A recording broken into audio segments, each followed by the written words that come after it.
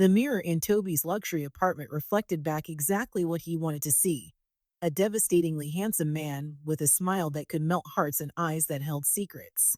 What it couldn't show was the trail of devastation he left behind, or the tears that stained countless pillows because of him. But if that mirror could talk, it would tell stories that would make even the most hardened romantic weep. "You're different," he whispered to yet another woman, the words rolling off his tongue with practiced ease. "I've never felt this way before." The lie tasted sweet, like honey laced with poison. In the dim light of his expensive apartment, he watched her eyes light up with hope, the same hope he had kindled in dozens of others before her. This was the moment he lived for, when they believed they had finally captured the heart of Lagos's most eligible bachelor. But in another part of the city, Godzi sat alone in her room, staring at a wedding invitation that wasn't hers. 12 years of her life had been invested in Toby. 12 years of declining proposals, of defending him to her family, of believing his promises. The weight of those years pressed down on her chest like a stone. Her phone displayed their last photo together, her beaming at the camera, him looking slightly away, a detail she had always excused, but now seemed painfully obvious. "He'll marry me," she had told her mother just last month, her voice firm with conviction. "He introduced himself to our entire family. A man doesn't do that unless he's serious." But even as she spoke those words, Toby was already hunting for his next conquest, his true intentions hidden behind a mask of charm that had fooled not just Gaji, but countless others. In his private moments, Toby would scroll through his phone, a digital black book of broken hearts. Sarah from the bank, Amara from the advertising agency, Blessing from the telecom company. Each name carried a story, each contact a testament to his prowess. But lately, a strange restlessness had begun to creep into his perfectly orchestrated world. Despite his conquests, he found himself dreaming of something different, a pure love, untainted by the very behaviors he himself practiced. "I need a virgin bride," he confided to his friend Tun one evening, without a trace of irony in his voice. "Someone pure, someone who will be loyal." Tun nearly choked on his drink, but Toby's expression remained serious. The great irony, that he sought in others what he himself could never offer, was lost on him entirely. What Toby didn't realize was that karma had already begun spinning its web. In the spiritual realm, the tears of his victims had not gone unnoticed. The universe, with its perfect sense of justice, was preparing a lesson that would shake his world to its very foundation. But for now, he remained the master of his domain, the architect of heartbreak, completely unaware that his greatest deception, the one he practiced on himself, was about to unravel in the most spectacular way. In his garage, his sleek car waited, ready for another night of conquest. On his phone, messages from various women competed for his attention.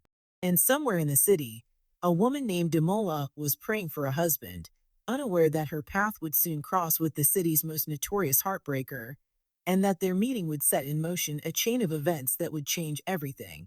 Little did Toby know, as he adjusted his designer watch and prepared for another evening of deception, that his comfortable world of lies and conquest was about to be turned upside down. The stage was set, the players were in position, and the greatest story of redemption, or retribution, was about to begin. The morning sun streamed through stained glass windows, casting rainbow shadows across Toby's perfectly pressed suit as he sat in the third pew of St. Andrew's Cathedral. The irony of his presence there, a wolf draped in sheep's clothing, was not lost on the universe, though it seemed to escape the notice of the congregation around him. His announcement to his friends about marriage had been met with incredulous laughter, but Toby's eyes held a calculated determination that silenced their mockery. In his mind, he had crafted the perfect plan. The church, with its air of sanctity and virtue, would be his hunting ground for the pure bride he sought. While the choir's voices soared to the heavens, Toby's thoughts remained firmly earthbound, cataloging each potential candidate with the precision of a seasoned predator. He had seamlessly transformed his external appearance, trading revealing photos on his social media for Bible verses, replacing nightclub visits with prayer meetings, and mastering the art of appearing deeply spiritual. Among those who watched his transformation with particular interest was Damola. She carried herself with a quiet grace that seemed to illuminate the space around her, her modesty and genuine faith creating an aura that drew others naturally to her.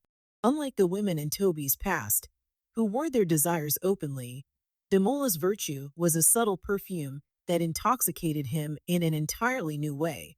She was, as the church elders often said, a true daughter of Zion. What Damola saw was a man apparently transformed by divine intervention. What she couldn't see were the late-night rendezvous that Toby still maintained with his former lovers, or the messages he deleted each morning before heading to church. His performance was masterful. 21 days of fasting on the mountain, tears shed during altar calls, impassioned testimonies about his reformed life. The congregation watched in amazement as the former playboy withered physically from his spiritual exertion, never suspecting that his true nature remained unchanged beneath this carefully constructed facade. Meanwhile, across town, Godzi's world had crumbled into silence.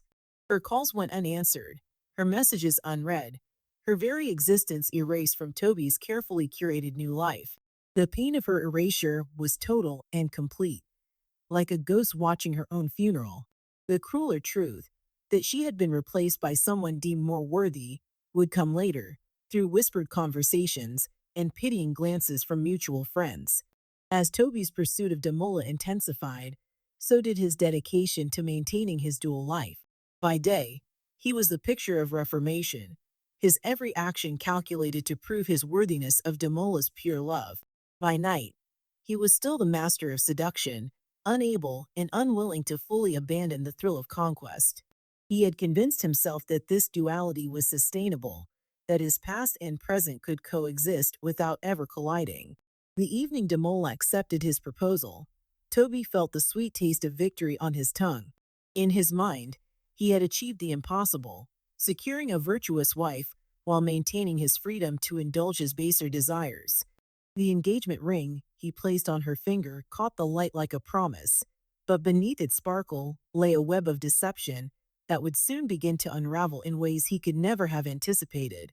What Toby failed to understand, as he basked in the glow of his apparent triumph, was that the universe has a peculiar way of maintaining balance. His carefully constructed house of cards stood tall and proud, but the winds of consequence were already beginning to stir. In his arrogance, he had overlooked one crucial detail, that sometimes the most dangerous traps are the ones we lay for ourselves. The first sign that something was amiss came on Toby's wedding night. In the quiet hours when the city's pulse had slowed to a whisper, he awoke to find Damola lying beside him, her eyes wide open and unblinking, reflecting the dim moonlight like pools of still water. The sight sent an involuntary shiver down his spine. There was something unnatural about the way she stared into the darkness, something that spoke of secrets beyond his understanding. "Damola," he whispered, his voice wavering slightly. "Your eyes." She turned to him with deliberate slowness, her movement fluid yet somehow mechanical. "It happens sometimes," she replied, her tone carrying an unsettling note of knowing. In that moment, Toby felt like a child who had stumbled upon something ancient and powerful, something he was not meant to understand. But his arrogance quickly dismissed the warning sign, filing it away as merely one of his wife's peculiarities. The true horror of his situation revealed itself gradually, like a photograph developing in darkroom chemicals. His first collapse came during a rendezvous with one of his longtime mistresses. One moment he was reaching for her, his confidence as solid as ever; the next, his body betrayed him, crumpling to the floor like a puppet whose strings had been cut. The woman's screams echoed through the hotel corridor, but Toby heard them as if from underwater, his consciousness swimming in a dark sea of helplessness. The doctors could find no physical cause for his condition. Their machines beeped and whirred. Their tests came back normal, and their faces showed increasing bewilderment with each visit. What medical science couldn't detect was the invisible hand of retribution that had begun to tighten its grip around Toby's carefully constructed world. Each attempt to return to his old ways met with the same result. His body would seize up, his strength would desert him, and he would find himself lying helpless, forced to confront his own vulnerability. The pattern was clear. His infidelity had become his prison, his body the warden that enforced his punishment. But it was his encounter with Ada that brought him face to face with the true nature of his predicament. She had appeared like a mirage on the street, beautiful beyond reason, her allure so powerful it seemed to bend the very air around her.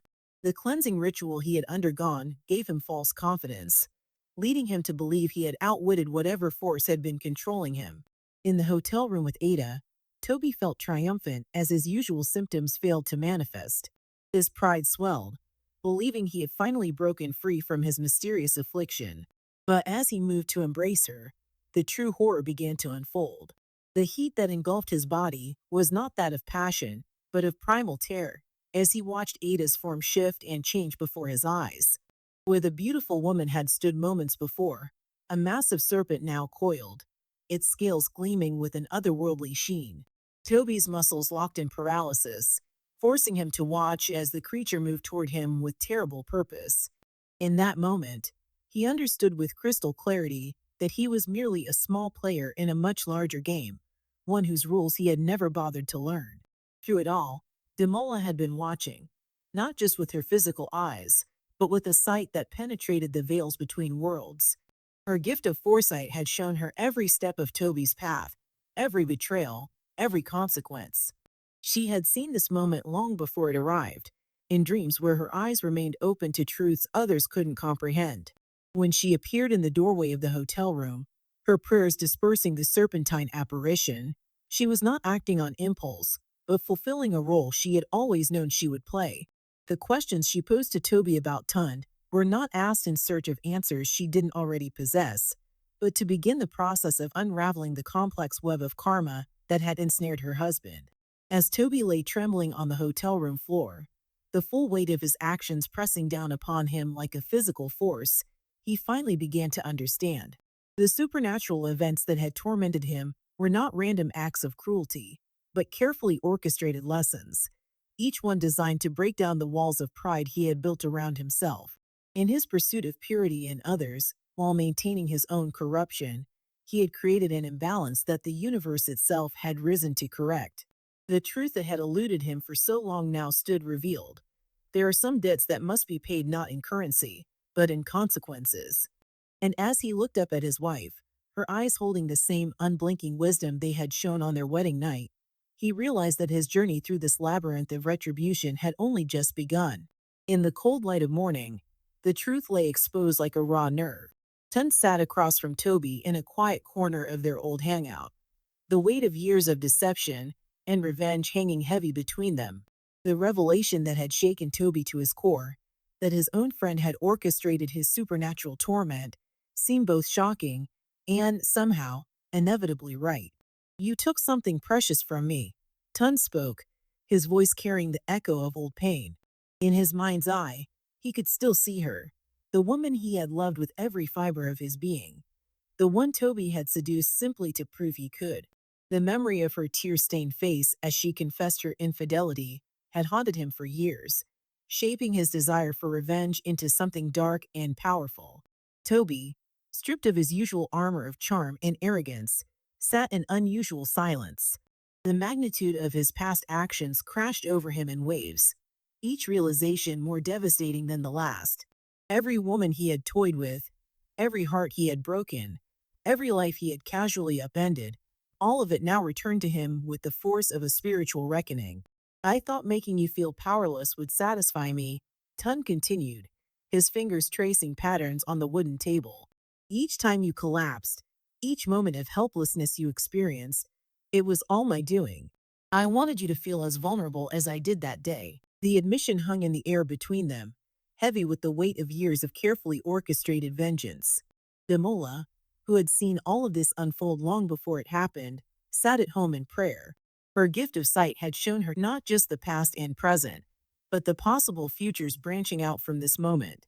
She saw the path to redemption, narrow and difficult though it might be, and knew that her husband stood at its threshold. In the aftermath of the revelation, Toby began the painful process of genuine transformation. Unlike his earlier performance of change, this metamorphosis cut deep into the very foundations of his being. Each step forward required him to confront another aspect of his past, another person he had wronged, another piece of himself that needed to be rebuilt from the ground up. The church that had once been his hunting ground became a sanctuary of true repentance. His prayers, no longer performances for an audience, emerged from a place of authentic remorse. Damola walked beside him through this journey, her supernatural insight helping to guide him through the darkest passages of his transformation. Years passed, as they tend to do, smoothing rough edges and healing old wounds. The universe, having delivered its lesson, began to show signs of favor toward Toby's genuine efforts at change. His marriage to Damola deepened into something he had never thought possible, a partnership built on truth, understanding, and mutual respect. Then came the day at the airport, when fate orchestrated one final meeting. Godzi stood before him, transformed by time and happiness. The woman who had once built her entire world around his false promises now radiated a contentment that had nothing to do with him. Her husband, a man who loved her with the sincerity Toby had only pretended to possess, stood protectively at her side. "I forgive you," she said simply, the words falling like healing rain on parched earth. In her eyes, Toby saw neither the desperate love of the past nor the burning hatred he might have expected. Instead, he saw something far more powerful: indifference. She had moved beyond him, found her happiness, and in doing so, had granted him the final piece of his redemption. As Toby watched her walk away, Damola's hand warm in his own, he understood at last the full circle of his journey. The man who had once thought himself above consequences now stood humbled by them. The heart that had dealt so carelessly with others' emotions had learned, through pain and grace, the true value of love. In the end, it wasn't the supernatural interventions or the fear of punishment that had transformed Toby. It was the simple, profound realization that every heart he had broken had been as real and valuable as his own. His redemption, hard-won and genuine, served as a testament to the possibility of change, even for those who seem furthest from it. And somewhere, in the grand tapestry of existence, the universe nodded in satisfaction. Balance had been restored, justice had been served, and most importantly, a soul had found its way back to the light. Toby's story, which had begun in arrogance and deception, ended in humility and truth, proving that sometimes the longest journey is the one from the heart's darkness to its light.